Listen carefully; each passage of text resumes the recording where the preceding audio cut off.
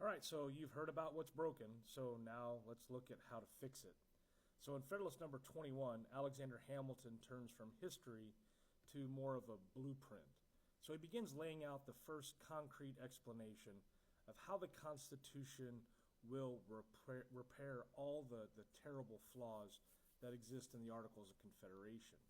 So if the last couple essays, especially with him and Hamilton and Madison, have been, more or less a diagnosis of the problems, now we're going to see, well, what is the prescription for that diagnosis? I'm Matt Hasquin. I'm a high school history teacher, and we're taking a journey through all the Federalist Papers, all 85 of them, and we're going through in numerical order, and we're up to number 21. So the United States, according to Hamilton, is suffering from political anemia. The Articles of Confederation have left Congress too weak to govern. There's no power to tax. There's no power to regulate trade. There's no power to enforce the laws. And so Hamilton's like, hey, let's go ahead and begin building all this from the ground up. So he doesn't start speaking in theory, though, because that probably would have been his preference. He begins speaking as to the problems and then also the solutions. He's showing Americans then that strength isn't tyranny, it's actually a cure for the disorder that exists in the Articles of Confederation. So Hamilton's core argument, Hamilton's thesis, is pretty bold, and it's relatively clear. And he says the fabric of American empire ought to rest on the solid basis of the consent of the people. So to survive, the Union must have powers that reach the people directly. Those powers shouldn't reach the people through these fragile state governments. And so he looks at 5 major defects in the Articles of Confederation and considers each one to be a warning, and then each one of those warnings is answered by the Constitution. So defect number 1 is there's no power to enforce the law. Under the Articles of Confederation, the Confederation Congress could pass resolutions, but the states could ignore them. So it was more of a government by suggestion. So Hamilton calls this the want of coercive power. So without the ability to enforce national law, obedience depends on goodwill. And goodwill is, well, it's not a system. The Constitution fixes this by giving federal law direct authority over the citizens. His second defect that he talks about is that there's no reliable source of revenue. The Articles allowed Congress to ask states for money, but it couldn't collect the money. Now, Hamilton writes that this turned this union, the early union under the Articles, into a mere shadow of government. It could plan wars, but it couldn't pay for them. And it could borrow funds, but it couldn't repay them. And so the Constitution solves this by giving Congress the power to tax. Now, not to exploit, but the power to tax in order to sustain the republic. Defect number 3 would be no control of commerce. So under the Articles, every state regulated its own trade. And the result was, well, effectively economic warfare.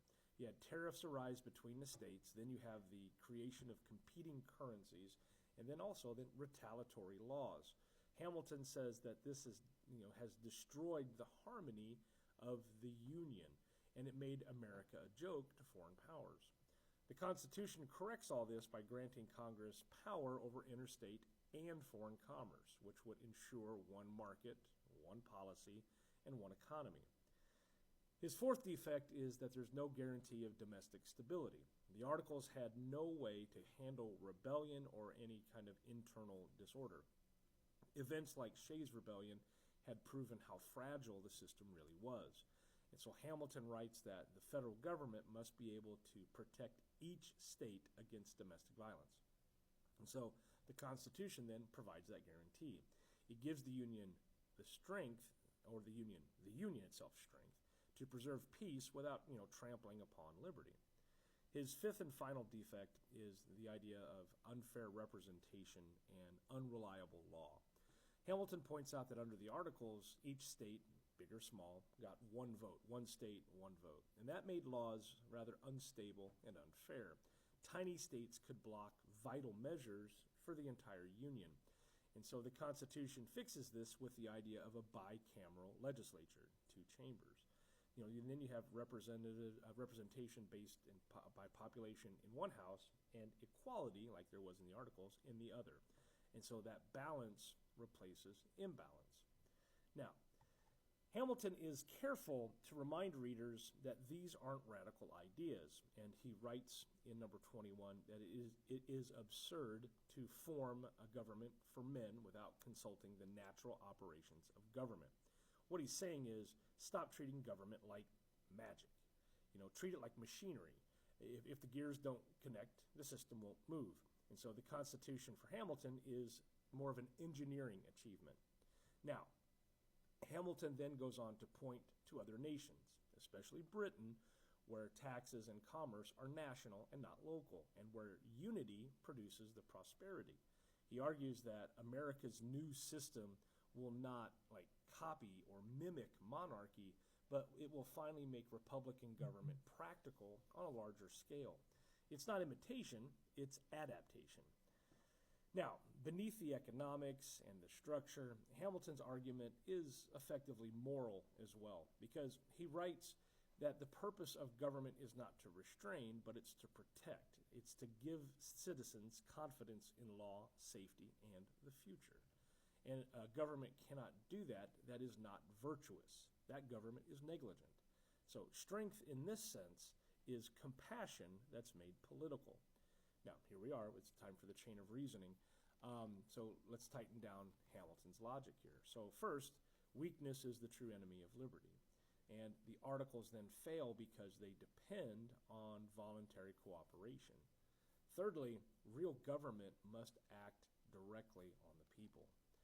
Fourth, power to tax and regulate and enforce laws ensures survival. And finally, the Constitution unites these powers under the consent of the governed. So there's your Federalist in 5 easy steps. Now, how does this echo in today's world? Well, Hamilton's message echoes through every era of American history. But the idea that laws mean nothing without power, and power means nothing without legitimacy. So the balance between those two ideas, force and consent, is the heart of the American experiment. He's reminding us that freedom without function isn't freedom at all. And so the takeaways we can take from 21 here is that, one, the Constitution is a system of strength that's built on consent. The second point would be weak government leads to chaos, not liberty. And then finally, the third takeaway would be that power, properly divided and enforced, protects rights. So Federalist number 21 begins a new phase of, we could say, hope in trying to get the Constitution ratified. So the framers of the Constitution are done warning. They're actually now saying, hey, we're going to build. And so Hamilton's tone is rather confident in 21. It's almost relieved.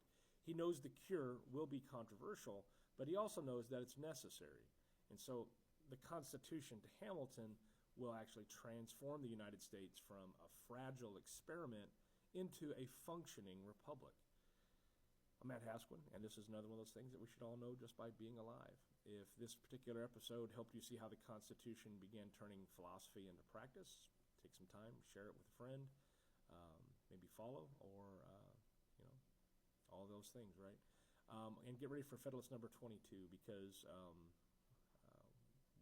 this is where Hamilton is going to explain why a true union must speak with one voice when it comes to foreign and also commercial affairs, or it must not speak at all. Thanks for watching.